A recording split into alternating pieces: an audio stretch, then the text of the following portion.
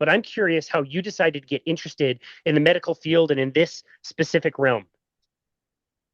This specifically, follows the pattern of so many of us in this space, in this sort of the low carb or sort of ketogenic space, which is their own sort of medical struggles. I came out of medical residency and fellowship not in very good health. You spend those years working sometimes 80 to 100 hours in the hospital. You're eating whatever you can scrounge up, and when you're there, you're not really doing much physical activity. Your sleep is messed up. It's not a great recipe for health overall. And so I came out of my residency and fellowship, I don't know, probably 40 to 50 pounds overweight. I was probably 230 and change at the time. And it wasn't like a muscular 230. It was, it was years of not taking care of myself.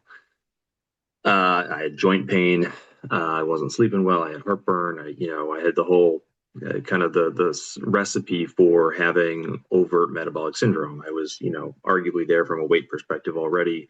I didn't have blood pressure issues or diabetes yet, but I was well on my way. And so I don't remember which book it was that I picked up first. It might have been one of Gary Taubes's books.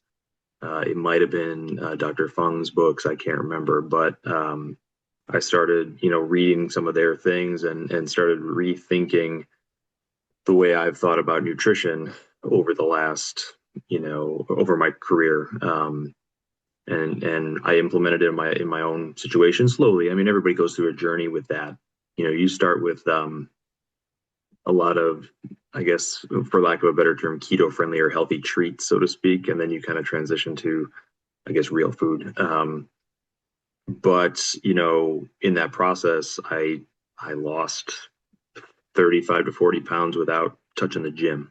I mean, I didn't do anything other than just change the way I was eating in terms of better quality, low carb ish, and real food, and a little bit of intermittent fasting, nothing crazy. And I said, there's something to this. And in the process, my joints started to feel better. The heartburn went away. There was a nightly thing I was dealing with, and all of a sudden it was hardly ever. And so I just continue to go down the rabbit hole of kind of educating myself on the science behind some of that. During that process, I went through the CME to become obesity medicine certified. I went through the trainings through the Society of Metabolic Health Practitioners in low carb nutrition. And simultaneously to all this, I was starting my own practice. Or not my own practice. I was starting out as an attending at a practice and trying to get my feet under me. And it was, 90% of my patients that I was seeing also had some of these issues, whether it was the weight issues or the diabetes, high blood pressure, you name it.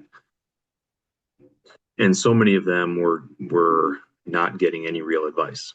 They would go to a doctor and maybe they needed a knee surgery or a back surgery, and they were, their BMI was too high to do it. So they'd say, lose some weight, let me know when you do, and see you later. With no guidance, no nothing about how to do that. And I thought that was, a disservice to those people. And so I started to gradually branch out and give them some of the recommendations that I had seen work, not only in myself, but, that were supported by the evidence. And lo and behold, a lot of those people came back and they were going in the right direction. And so it was a bit of a simultaneous process of my own journey, as well as my professional journey, starting to use this more clinically. Yeah, for sure. I don't want to miss this, and it's so consistent. I just find it absolutely striking. The number that you just said, 90%, that is no exaggeration. 90% is the number you put it at. So for 10 people, 9 of them have metabolic syndrome of some kind, obviously. In my mind, yeah. I mean, whether or not they know it is a different story. But, the way we measure or sort of pick up metabolic syndrome is really late in the process. I mean, by the time your blood sugar elevates or your A1C goes up, you've had underlying insulin resistance for years, potentially longer than that, potentially decades. And so, if we were better about measuring fasting insulin levels, or even doing glucose challenges with insulin measurements during that time, we'd pick this up a lot faster. pretty much anybody with hypertension is in my mind metabolic syndrome until proven otherwise, because it's just the most common reason for it outside of primary kidney problems or to a degree smoking. And so, yeah, I mean, I saw 15 to 16 people today, and just about every one of them fit the criteria enough in my mind. And so, yeah, it's the most common thing that we see on a regular basis. Yeah, I maybe told you this last time, but since our first interview, I've been really diligent in asking this question to people that are specifically in emergency care situations and asking them that same thing. Like, what percentage of cases are you dealing with that are things that I would think of people would go to the emergency room, like a broken leg or, they got clobbered on their bike or whatever. And it's the same. It's like 10% is that. And the other 90%, even in emergency care, is chronic care. It's terrible. Right. Wow. Yeah, unfortunately, the too much of what you see in the ERs is really, like you said, chronic care management. It's part of the reason I didn't do emergency medicine as a specialty. In addition to, I didn't like the idea of having shift work like that. Where you're working 7 a.m. to 7 p.m. one day, and then the next day you're working 10 or 10 p.m. to whatever it is, 10 a.m. or you're out in these weird oddball shifts, and your sleep is kind of all over the place, and it's fun to do that while you're in your 20s. Not so much when you're in your 50s, in my mind. Yeah, I've got a few friends who do that, and it's pretty rough on them as far as the lifestyle goes. It's not a lot of sleep, and yeah, it can be really up and down. Okay, so what did draw you into pain management as the course that you were going to pursue? So when I started medical school, I didn't know what I wanted to do, but for a while, I thought I wanted to do primary care. I slowly kind of realized that the reality of primary care nowadays is not logistically what I wanted to do. It's you really have to. You're almost tied to what the insurances want you to do and the guidelines and all this stuff, and I wasn't interested in doing that. So I kind of slid into anesthesiology because I like the procedural element of it. There's sort of pros and cons to it. When you're working, you're there, you're doing things, and then when you're home, you're done. You're not tied to anything, and so there's a certain satisfaction or sort of advantage to that.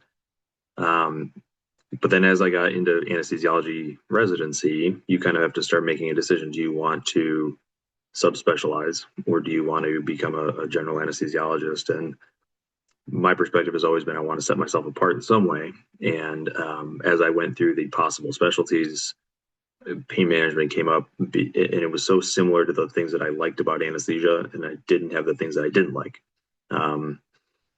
Anesthesia, sort of like emergency medicine, you kind of are tied to the hospital to a degree. You're on call. You've got kind of funny hours. You're there until the work's done. In terms of whenever the surgeries are done, you might be there on holidays, on the weekends. And I realized the things that I liked about anesthesia, the procedural elements, I could do that in pain management. See people on a longer term basis, meaning not just during their surgery, but more longitudinally, and work business hours. I could work 8 to 5, have a family life, have halfway decent sleep, all of those things. And so the drawbacks to doing it are really, you kind of deal with the stuff that comes along with having a clinic, which, there's no perfect situation, but that's kind of what drew me to that. And then as a segue, again, it sort of lent itself to me starting to improve my own health. And then as an extension of that, being able to do it with my patients from a lifestyle perspective. And I got to tell you, the people that I talk about this with in the clinic sometimes are the most appreciative of that, meaning they're not used to getting that kind of discussion with most of their other healthcare providers most of the time. Yeah. Wow. So you're talking about your patients, not like other coworkers. Or both, honestly. Some of the coworkers are, will also, talk about it because they're dealing with it too.